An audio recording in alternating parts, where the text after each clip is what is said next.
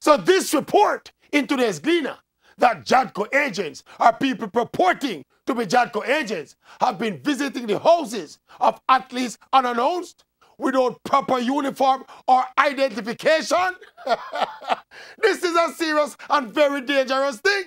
With the delicate nature of drug testing and with people's careers on the line, that means that anybody with any kind of nefarious motive can just turn up on the people in place without identification. That cannot be right. And if the athlete say, no, you cannot come into the place and test me, then you hear say them get charged for evading and resisting drug testers and blah, blah, blah. The athletes must be given the right to ask for the proper identification, and if the ID is not forthcoming, they're supposed to run the people out of them place. I mean, in this day and age, you cannot put anything past people. Who is to tell that someone might not want to set up one of these athletes by contaminating and corrupt them sample? And this is not about the blue bibs that these agents tend to wear. Anybody can put on a blue bib and walk in a people's place and say them a JADCO tester.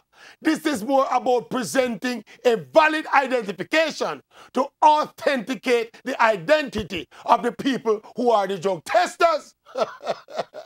And if that is not there, then the athletes can say, no, we are not doing any testing. It cannot continue like that. In this day and age, unidentified people can't just march up in a people's place like that. Anything can happen to them. We're not promoting violence.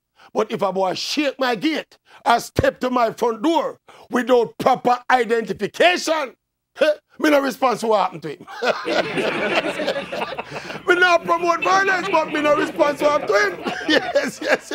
No, we not preach badness. But you know what I'm going to do? Test a man. Test a man the way you see them. Test him. Test him. You can't test me without ID. Test him.